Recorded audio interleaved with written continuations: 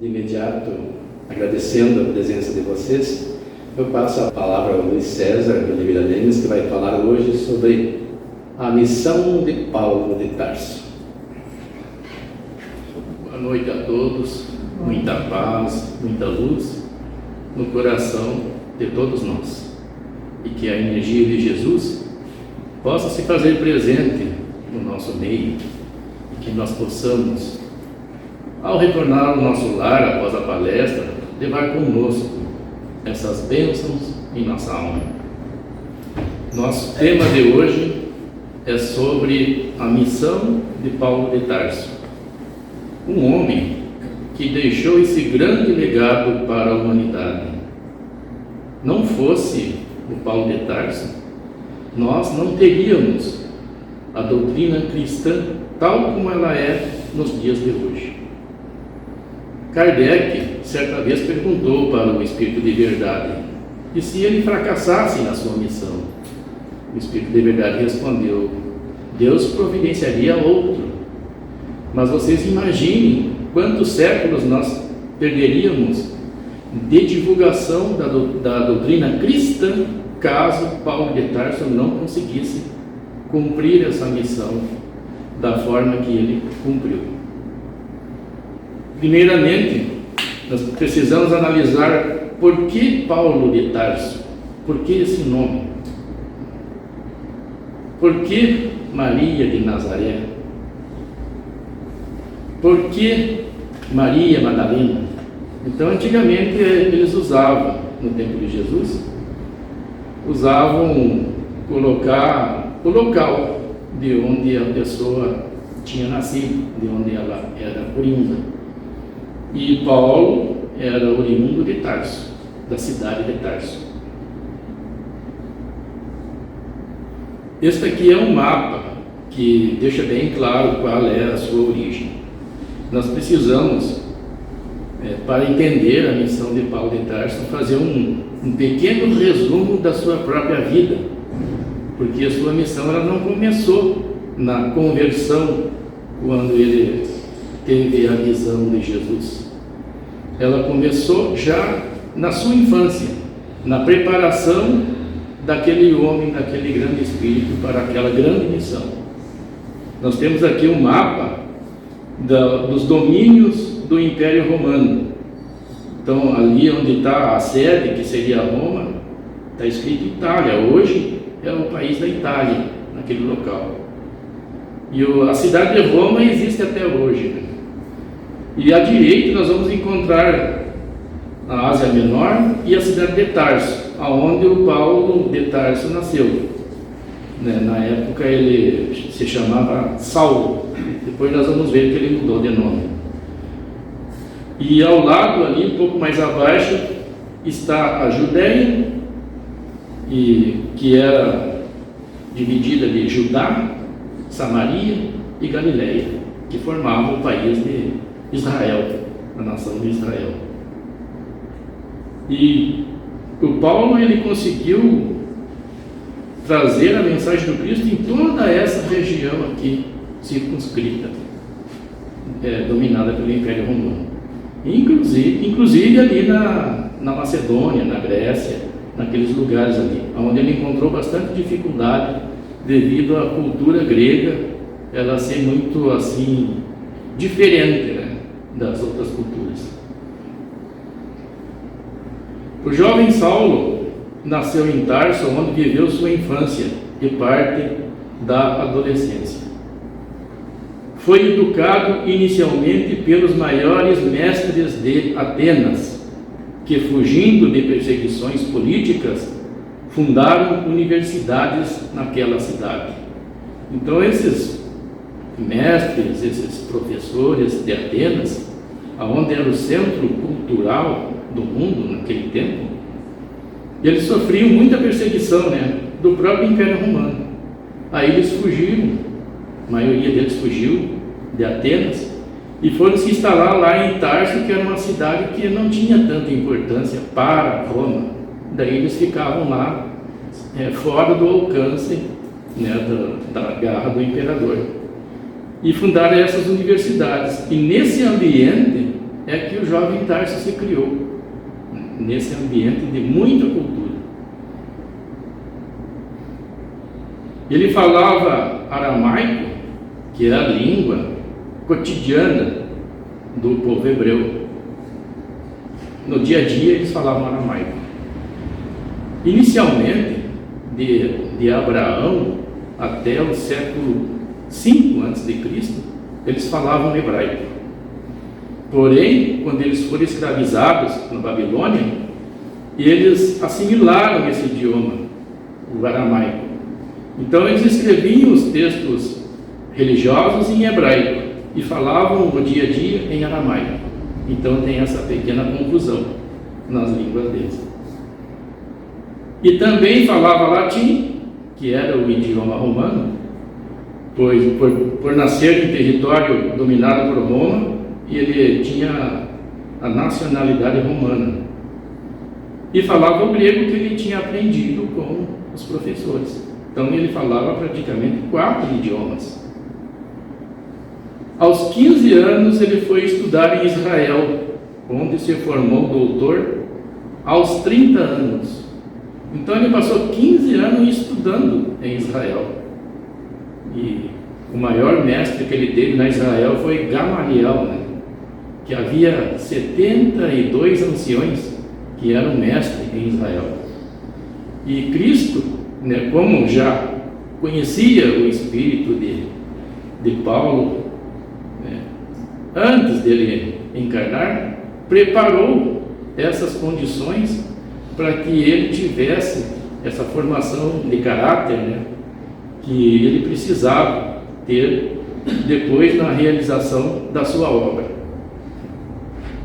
Então ele teve esse mestre que era muito calmo, muito sereno, muito tranquilo, muito amoroso.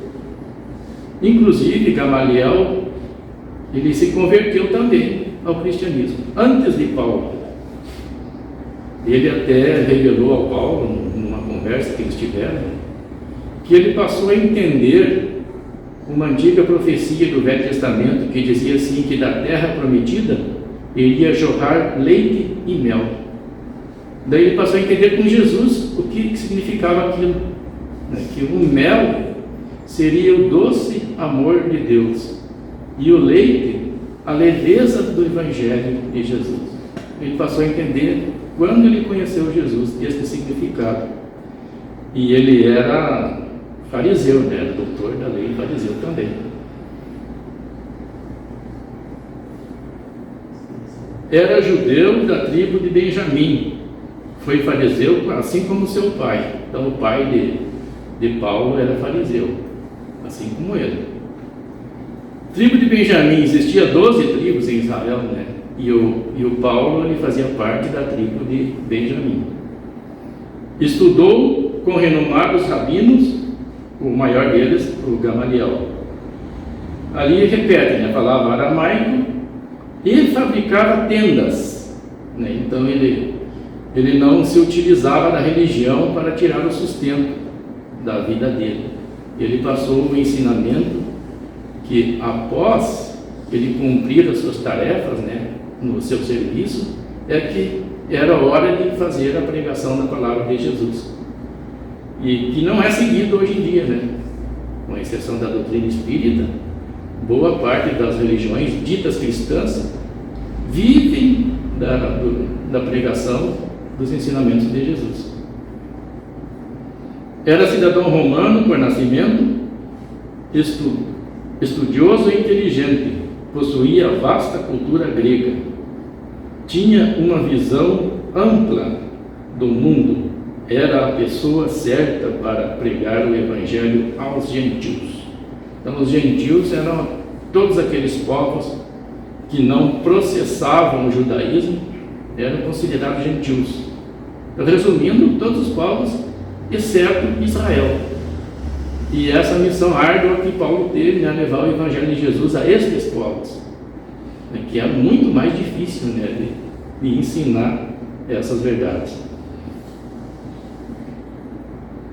Ao prosseguir a jornada, aqui nós vamos falar sobre a conversão de Paulo, né, como ocorreu a sua conversão para o cristianismo.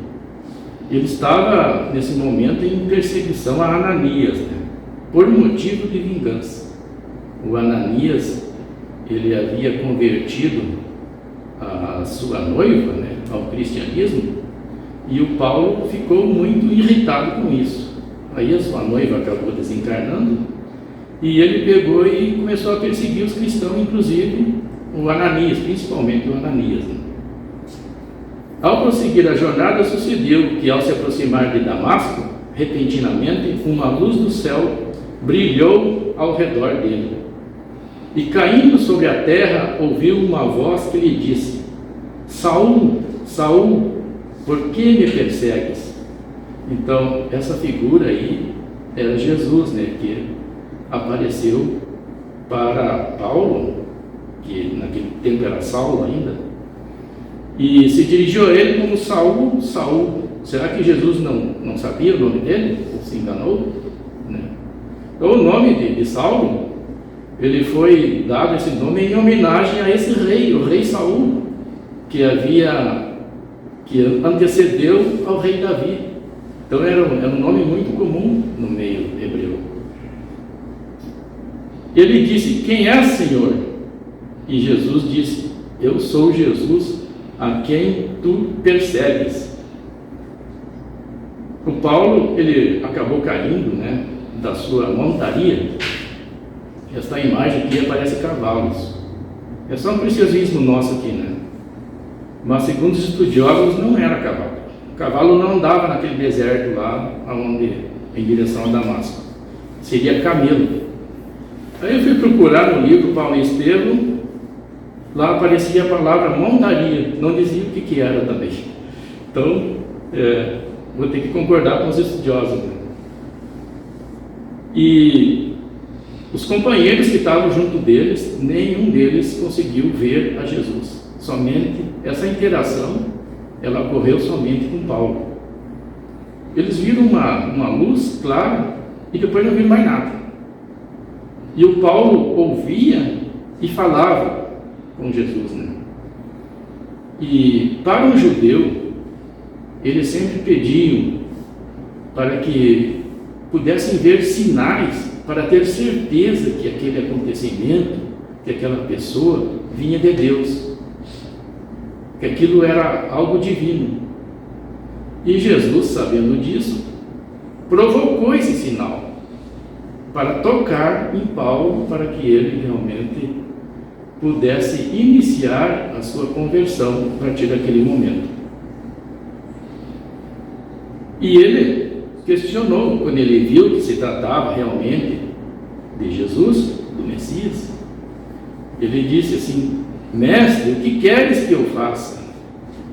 Ele não ficou assim, se culpando do seu passado, dos erros que ele havia cometido. Ele simplesmente ele deixou esse ensinamento para nós, como nós devemos proceder também. Já que nós estamos em evolução, nós cometemos muitos erros. E no momento de nós nos redimirmos, não devemos nos penalizar. Devemos procurar pedir oportunidades de reparação de nossas faltas e seguir adiante, e seguir na evolução. E isso que Paulo fez. Ele perguntou para Jesus: o que queres que eu faça? E Jesus respondeu: levanta-te e entra na cidade de Damasco. Te será dito o que é necessário fazer. Esse texto foi retirado do livro Atos dos Apóstolos. Chegando em Damasco, Ananias, o qual Saulo perseguia, o curou com passes, retirando algo semelhante à escama de seus olhos, e passou a ensinar Saulo sobre a boa nova de Jesus. O Ananias, ele chegou para o Saulo depois de ter passado 3 dias, e o Saulo estava no escuro, cego, totalmente dependente. Ele era um homem orgulhoso, impetuoso, e aquele período de cegueira física teve esse objetivo ele ia aprender a humildade. Ele se tornou totalmente, dependia totalmente dos donos lá do lugar onde ele ficou instalado. E quando o Ananias chegou, o Ananias revelou para ele: Jesus de Nazaré, aquele que te encontrou no caminho, me mandou vir aqui para te curar. Então, somente ele teve um encontro com Jesus, mais ninguém. E Ananias chegou dizendo que Jesus havia mandado. Isso aí veio confirmar que realmente aquele acontecimento era algo divino, algo do alto. E passou a dar as primeiras lições sobre o Evangelho a Saulo. E naquele tempo não havia ainda um Evangelho constituído, mas havia as anotações de Levi. O Levi que depois passou a se chamar Mateus. Esses textos é que o Ananias utilizou para o Paulo aprender sobre a vida de Jesus, sobre os ensinamentos de Jesus. Depois de lido o Evangelho, estudado, absorvido, ele foi para o deserto e passou no deserto 3 anos, junto com um casal que até ele ficou constrangido em se identificar para esse casal, pois esse casal afirmou para ele que eles estavam fugindo de um doutor da lei chamado Saulo, que era ele mesmo. Então, passado algum tempo, daí ele fez uma grande amizade com esse casal e retornou, se juntou com os homens do caminho e iniciou a sua missão de divulgação da doutrina do Cristo. Essa missão é a missão exterior, porque todo missionário ele tem uma missão exterior, no universo exterior, e tem uma missão interior, no universo interior. Paulo, Barnabé e Marcos, eles percorreram várias cidades: Antioquia, Chipre, Panfilha, Psídia, Perge, Antioquia da Psídia, Icônio, Listra e Derbe. São cidades antigas, que não adianta nós comentar muito sobre elas, que muitas delas nem existem mais. E com Silas e Timóteo. O interessante é que o Timóteo, ele era um jovem adolescente, tinha apenas 13 anos de idade e já foi imbuído dessa missão junto com Paulo. Pregou na Ásia Menor. Já com Lucas chegou a Macedônia, Filipos, Tessalônia, Bereia até a Grécia. Saindo de Corinto, voltou a Jerusalém e Antioquia. Pregou na Frígia e Galácia, Éfeso e de novo Macedônia e Corinto, até que ele foi preso em Jerusalém, levado a Roma. Estima-se que ele tenha percorrido em sua longa marcha nada menos do que 20.000 quilômetros a pé ou em embarcações. O nosso país ele tem uma média de 8.000 quilômetros de ponta a ponta, E ele fez mais do que isso. Inspirado por Jesus, tendo a servir de intermediário o próprio Estevão na espiritualidade. Então, ele teve um contato com Estevão, no tempo que ele era Saulo ainda, e ele prendeu o Estevão, quando ele era adversário ainda da doutrina do Cristo, e levou o Estevão a julgamento, e o Estevão foi lapidado, foi morto a pedradas, pelos judeus. E ele estava assistindo, inclusive a sua noiva também estava assistindo junto, e a sua noiva era irmã do Estevão, ele não sabia disso, e ela reconheceu o Estevão ali naquele momento. Esse espírito do Estevão era tão nobre que ele desencarnou perdoando o Saulo, e depois ele retornou como mentor do Paulo, na missão que ele iria realizar. Então, todas as mensagens que o Paulo escrevia, ela vinha do Cristo, passava por Estevão, e o Estevão transmitia a Paulo. E o Paulo praticamente realizava uma psicografia nas cartas e nos textos que foram inseridos no Evangelho de Lucas e também foram inseridos no livro Atos dos Apóstolos, que está na Bíblia.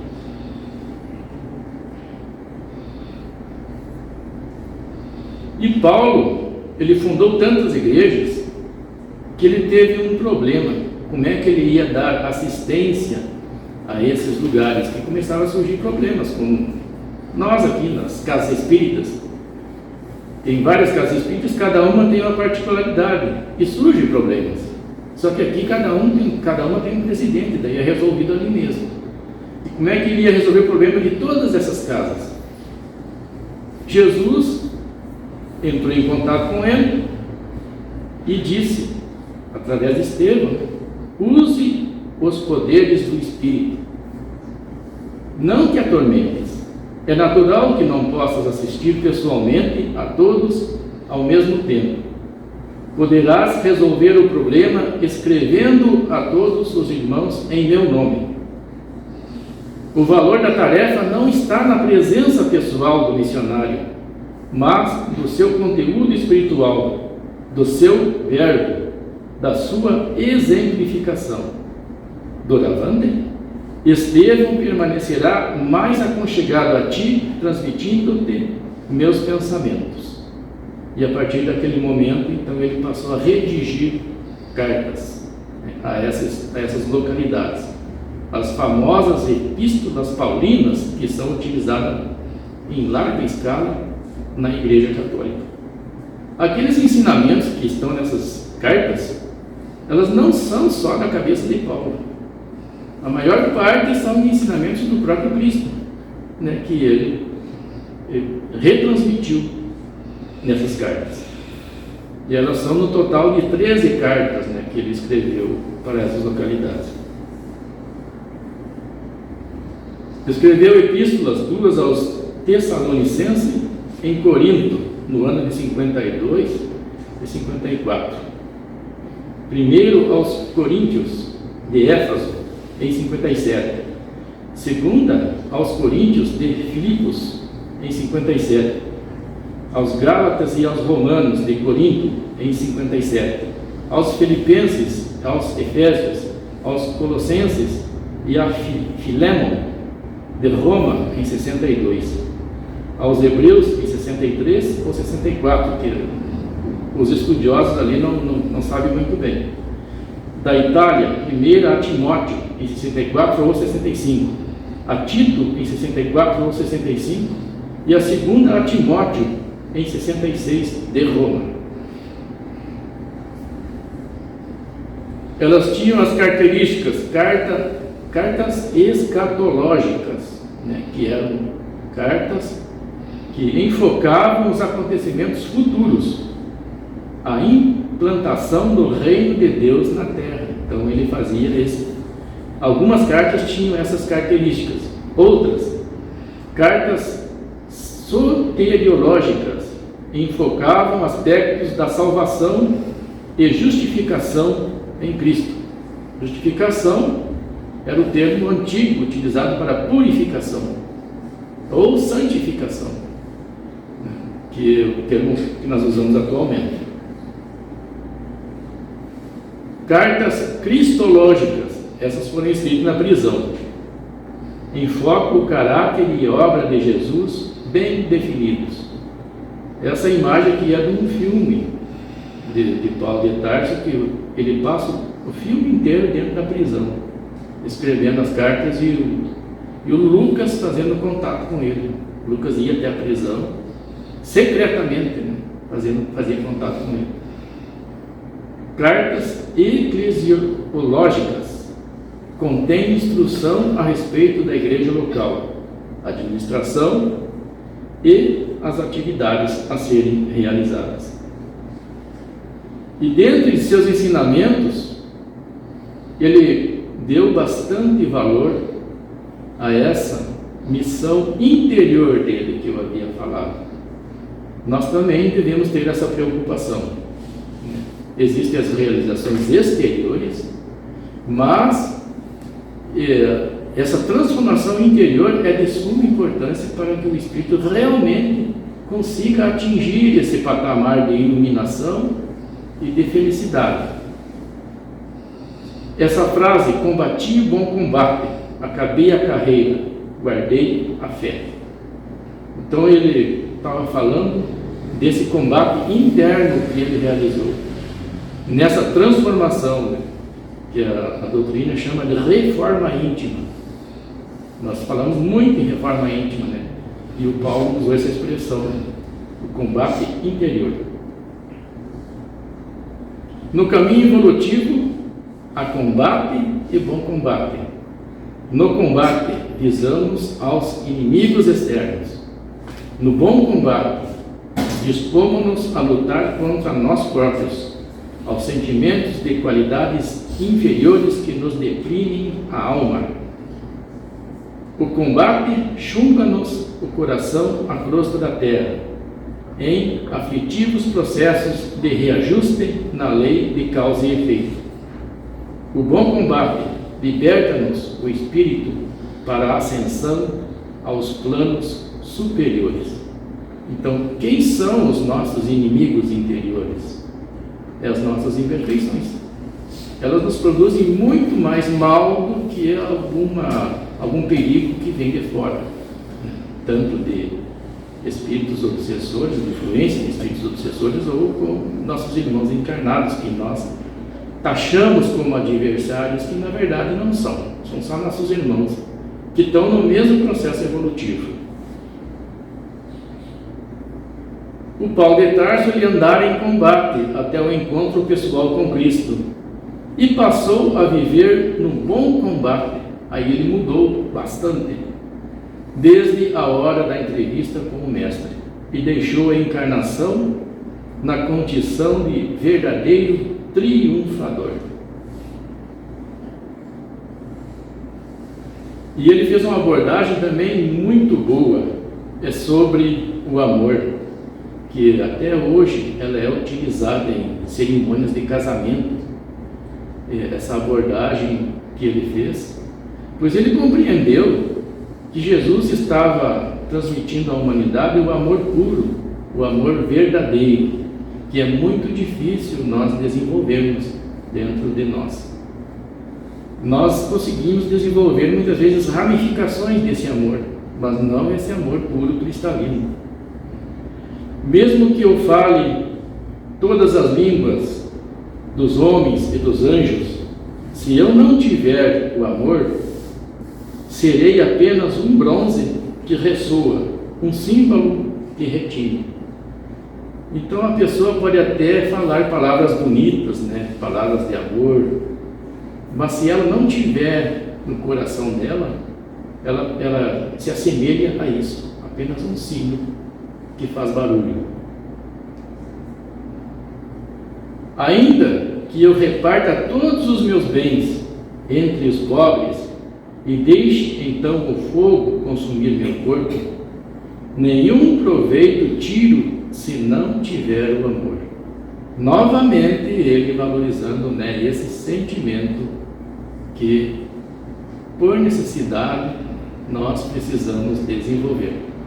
A doutrina do Cristo, se nós pudermos resumir ela em uma só palavra, é essa palavra, amor. O amor é paciente, é bondoso. O amor não é invejoso, não é arrogante, não se ensoberbece, não é ambicioso, não busca os seus próprios interesses, não se irrita, não guarda ressentimento pelo mal sofrido, não se alegra com a injustiça, mas regozija-se com a verdade. Tudo desculpa, tudo crê, tudo espera, tudo suporta. E o Paulo escreveu esse texto sobre intensa tortura dentro da prisão, pessoal. Então, aquele filme ele mostra as costas do Paulo toda riscada dele apanhar de chicote nesse local aí. E ele conseguiu, né, transmitir esse texto e o Lucas colocou no papel. A missão de Paulo no plano físico encerrou com sua morte, sendo decapitado no ano de 67 da nossa era por soldados romanos, os pretorianos, e adentrou a espiritualidade. Nessa ocasião, os soldados levaram ele para executar a sentença. O soldado começou a tremer, com um instrumento na mão, não me lembro bem que instrumento era. E o Paulo disse para ele assim: cumpre a tua missão, porque eu voltarei para o meu mestre, e você voltará para o seu mestre, que era o imperador. E o soldado acabou se encorajando e cumpriu a missão dele. Paulo, no outro lado, acabou encontrando, sabe quem de novo? O Ananias. Ananias recebeu Paulo no plano espiritual e veio como uma luz em sua direção e o conduziu ao encontro de Jesus. Mas a missão de Paulo terminou aí? Ainda não. Na terceira revelação, se apresentou na terra participando da equipe do Espírito de Verdade, deixando suas palavras em o Evangelho segundo o Espiritismo, nos capítulos 10, item 15, 1, sobre o perdão, em Lyon, em 1861, e capítulo 15, item 10, fora da caridade não há salvação, em Paris, em 1860. Igualmente respondendo à questão número 1009 do Livro dos Espíritos, a respeito da eternidade das penas, junto a dissertações de Santo Agostinho, Lamennais e Platão. Então era essa a turminha que ele andava, Platão, Lamennais, Santo Agostinho, esse é o nível do Paulo de Tarso. E ele continua a sua missão, então nem a morte conseguiu parar ele, junto da humanidade, nessa equipe de espíritos, dessa pleiade de espíritos, que vieram revelar para nós a doutrina espírita, que é a terceira revelação de Deus aos homens. E era essa mensagem, então, pessoal. Gostaria de agradecer a atenção de todos, e espero que tenhamos compreendido um pouco mais a respeito desse homem e que ele sirva de inspiração a todos nós. Todos nós temos uma missão na nossa família, no nosso lar, no nosso emprego, com os nossos amigos, na sociedade onde nós vivemos, e que nós possamos ter essa coragem, esse brilho que esse grande Espírito teve, de seguir adiante e contribuir com a grande obra de Jesus aqui na Terra. Uma boa noite a todos nós. Nós agradecemos ao César pelo seu estudo, pelo que nos veio ensinar hoje. E para encerrar, reflexionando ainda sobre tudo que ouvimos a respeito de Paulo, sobre o amor, sobre a necessidade de, pelo menos, buscarmos seguir o seu exemplo. Vamos cerrar suavemente os olhos, quem sentir necessidade, e buscar uma melhor sintonia com os amigos espirituais que estão ao nosso lado e que trabalham em benefício de todos nós e daqueles que ora mentalizamos. Pedindo a cada um ao seu anjo de guarda, o Espírito protetor, que leve nossas preces a Jesus, a Deus.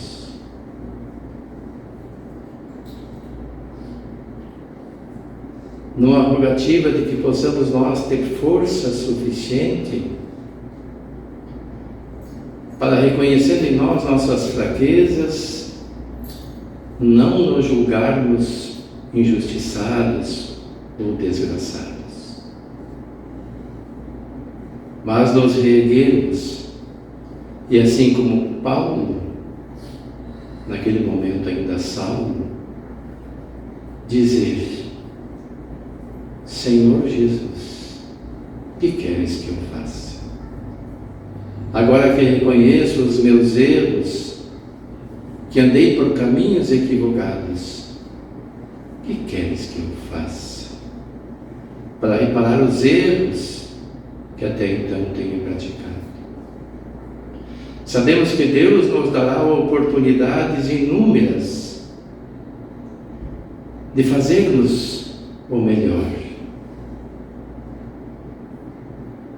Mas muitas vezes essas oportunidades se nos depararão como provas das quais não devemos fugir, mas agradecermos ao Pai pela oportunidade que agora temos, ainda nesta encarnação, de fazermos o melhor que está ao nosso alcance, perdoando as ofensas daqueles que nos ofendem, em primeiro lugar também buscando nos perdoarmos, para que, como disse Jesus, possamos amar o próximo como nos amamos a nós mesmos.